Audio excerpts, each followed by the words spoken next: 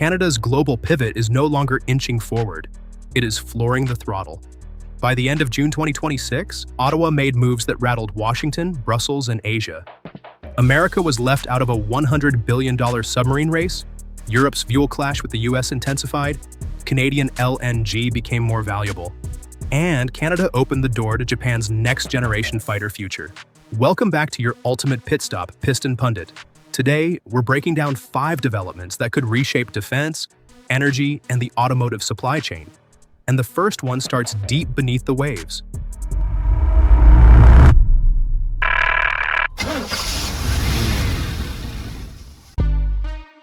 Number 5.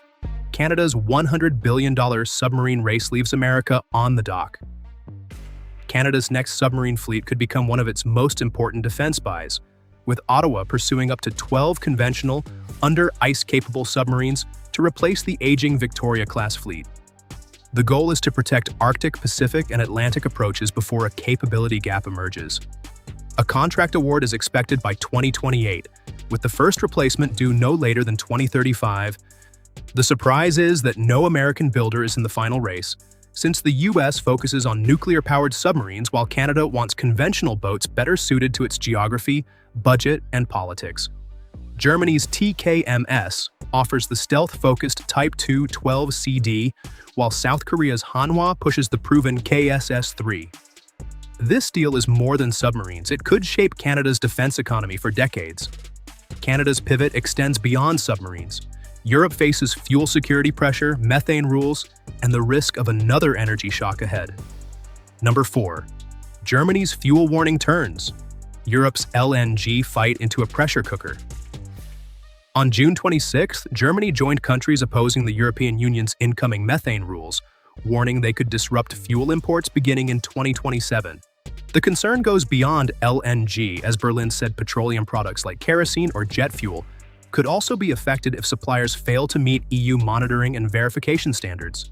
That turns the issue from a technical climate dispute into an energy security fight with potential impacts on airlines, factories, shipping, electricity costs, and industrial supply chains. For vehicle buyers, the ripple effect matters because energy prices influence steel, aluminum, batteries, electronics, transport, and dealership pricing. Before a vehicle reaches the showroom floor, energy politics may already be baked into the sticker price. The US and Qatar have warned of supply risks, while Europe tries to protect climate goals without triggering another energy shock. That makes Canada's pitch stronger. Not necessarily cheaper, but steadier and more politically reliable. Europe's fuel warnings now turn into contracts, as Canadian LNG quickly moves from sidelines to a serious, long-term backup plan. Number 3. Canadian LNG becomes Europe's long-term backup plan.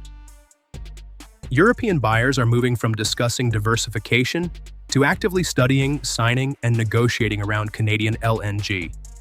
The proposed Sealysim's LNG project in British Columbia is a key example, with Total Energies holding a 20-year agreement for 2 million tons per year, Germany's Seafi signing a non-binding deal for 1 million tons annually, and Uniper expressing interest in up to 2 million tons per year. While not all agreements are fully binding, the trend is clear. Europe sees Canadian LNG as part of its long-term energy security strategy. Sealysim's is planned as a 12 million ton per year floating facility on Nisga'a Nation territory, while LNG Canada, Cedar LNG, and Woodfibre LNG expand Canada's West Coast role. For autos, stable energy supports mining, aluminum, batteries, electronics, shipping, and vehicle production. Reliable energy strengthens every automotive link, from mining and batteries to factory floors, shipping networks, and dealership lots worldwide today. Before we shift from energy security to the Indo-Pacific, hit like, subscribe, and turn on notifications. It helps Piston Pundit track the global moves shaping vehicles, technology, defense, and supply chains.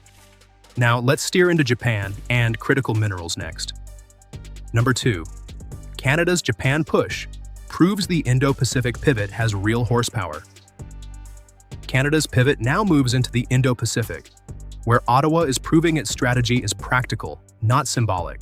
In late June, Defense Minister David McGuinty completed a defense trade mission to Japan, focused on partnerships in defense, aerospace, critical minerals, advanced technology, AI, quantum research, and maritime security. Japan matters because it is a defense power, tech leader, auto exporter, battery and electronics hub, and key Indo-Pacific security player. For Canada, deeper ties connect trade, minerals, manufacturing, research, defense, and supply chain resilience. The Autolink is clear. Modern vehicles depend on semiconductors, rare earths, batteries, software, sensors, and shipping lanes. The same systems threatened by regional instability. Canada is not abandoning America. It is building options with Japan, South Korea, Europe, and allies before the next crisis forces a downshift. But Japan's role goes further, pointing straight to Canada's biggest signal yet: future fighter jets beyond the traditional US-led path. Number 1. Canada's GCAP interest puts the F-35 strategy under the microscope. Canada's strongest signal came from fighter jets. In Tokyo, Defense Minister David McGuinty confirmed discussions with Japan about the Global Combat Air Program, or GCAP, the sixth-generation fighter project led by Japan, the United Kingdom, and Italy, with BAE Systems, Mitsubishi Heavy Industries, and Leonardo involved. The aircraft is targeted around 2035. Canada has not joined GCAP, but it is studying the opportunity and could seek observer or future partner status if current members agree. That alone pressures the F-35 narrative, especially after a June 2026 GAO report found the US F-35 fleet's mission-capable rate fell from 67% in fiscal 2021 to 44% in fiscal 2025, while full mission capability dropped from 38 to 25%. The F-35 remains advanced, but sustainment issues are real. Canada may diversify with F-35s, other aircraft, and GCAP. And that brings the whole story together. Whether it is submarines, LNG, Japan, critical minerals, or sixth-generation fighters, Canada appears to be applying the same principle automakers use when markets get unpredictable.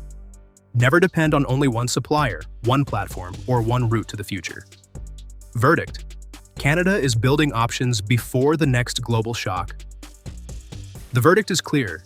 Canada is not cutting ties with the United States, but it is no longer acting like America is the only answer. In submarines, Canada is choosing between South Korea and Germany. In energy, Europe's methane rule fight has made Canadian LNG look more valuable. In the Indo-Pacific, Ottawa is deepening ties with Japan around defense, critical minerals, aerospace, and advanced technology. And in fighter jets, Canada is openly studying a sixth-generation program outside direct US control. For anyone who follows the auto industry, the lesson feels familiar.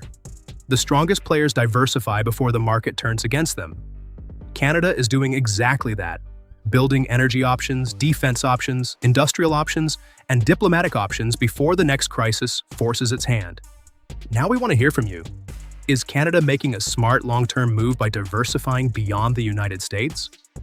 Could Canadian LNG become more important to Europe if methane rules disrupt American supply?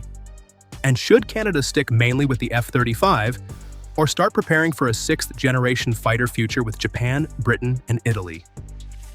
Please share your thoughts and experiences in the comments below. We love to hear from you. For the latest updates on the automotive world and more in-depth analysis, subscribe to Piston Pundit and hit the notification bell. Thanks for watching and see you next time. You can now check out any of the videos on the screen. There's plenty more to explore.